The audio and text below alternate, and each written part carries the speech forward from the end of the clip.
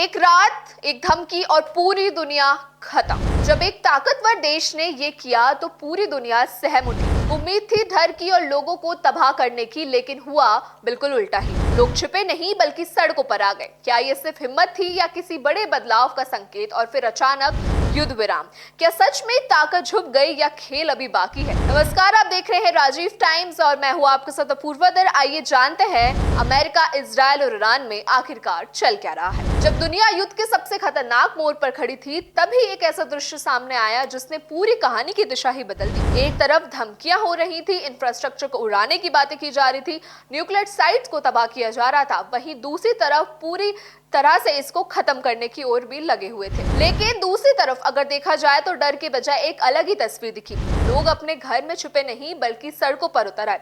हजारों की संख्या में नागरिक पुल, ऊर्जा केंद्र और संवेदनशील ठिकानों के पास खड़े हो गए। उन्होंने मानव श्रृंखला बनाई और साफ संदेश दिया कि अगर हमला करना है तो पहले उन पर करना होगा। ये दृश्य केवल विरोध नहीं बल्कि मनोवैज्ञानिक जवाब भी था। आमतौर पर युद्ध में लोग सुरक्षित जगहों की तलाश करते हैं, लेकिन यहाँ लोग खतरों के केंद्र में जाके खुद ही खड़े हो गए। ऐसा माना जा रहा है कि ये एक ऐसी रणनीति थी जिससे सामने आने वाले भी सोच पे बढ़ जाए और आखिर युद्ध रोकने के लिए मजबूर हो जाए। इसी बीच हमले जारी रहे, मिसाइलें गिरी और कई अहम ठिकानों को नुकसान पहुंचा। लेकिन इसके बावजूद भी जो प्रक्रिया आई उसमें वैश्विक स्तर पे हलचल पैदा करती है। ऊर्जा ढांचे और समुद्री मार्गों पर नियंत्रण की बात सामने आई है, जिससे दुनिया की अर्थव्यवस्था सीधे प्रभावित हो रही है। तेल की कीमतों में तेजी आई है, कई देशों में अपनी आर्थिक संतुलन खो बैठे हैं।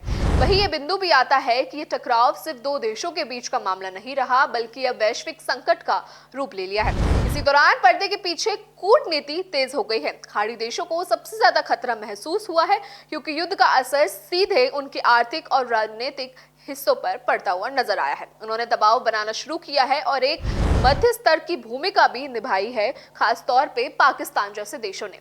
बैक चैनल बातचीत के जरिए दोनों पक्षों के संपर्क किया गया और स्थिति नियंत्रित करने की भी पूरी कोशिश की गई और इसको पूरी तरीके से एक नया मोड़ देने का भी देखा गया। 2 हफ्तों के लिए युद्ध विराम की घोषणा हुई। ये फैसला कई शर्तों के साथ आया है। सबसे अहम बात यह है कि महत्वपूर्ण समुद्री रास्ते खोले जाएंगे, लेकिन उसका नियंत्रण उसी देश के पास रहेगा जो पहले उस पर दावा करता है। इसका मतलब साफ है कि स्थिति को शांत कराने की कोशिश की जा रही है, लेकिन अभी संतुलन पूरी तरह से बना है कि नहीं, ये देखने वाली बात है। बताया जा रहा है कि इस समझौते में कोई बड़े बिंदुओं पर बातचीत हुई है और सहमति भी हुई है। इसमें हमले रोकने की गारंटी, आर्थिक प्रतिबंधों पर बातचीत और परमाणु गतिविधि को लेकर शर्तें शामिल हैं। हालांकि इसी बीच ये भी स्पष्ट है कि स्थानीय समाधान नहीं है बल्कि एक अस्थायी विराम है। दूसरी ओर घटनाक्रम को एक बड़ी जीत के रूप में पेश किया जा रहा है। सड़कों पर जश्न का माहौल है और इसे एक रणनीतिक सफलता बताई जा रही है। लेकिन अंतर्राष्ट्रीय स्तर पर अभी भी संशय बना हुआ है, क्योंकि इतिहास गवाह है कि ऐसे युद्ध विराम कई बार केवल समय लेने की रणनीति साबित होती है। सबसे बड़ा सवाल आता है कि क्या ये शांति की शुरुआत है कि उससे बड़ी और टकराव सामने आ सकते हैं, क्योंकि हालात जब इतनी तेजी से बदलते हैं तो संकेत भी होता है कि आखिरकार क्या ये सही में विराम है या फिर इसके पीछे कोई बड़ी चाल है। अब देखना ये होगा कि ईरान, इजराइल और अमेरिका में आखिरकार ये युद्ध किस रूप में विराम के बाद दोबारा शुरू होता है या नहीं। इस पूरे मामले में आप भी अपने विचार हमें कमेंट करें। देश दुनिया से जुड़ी ऐसी तमाम खबरें और जानकारी पाने के लिए देखते रहिए राजीव टाइम्स।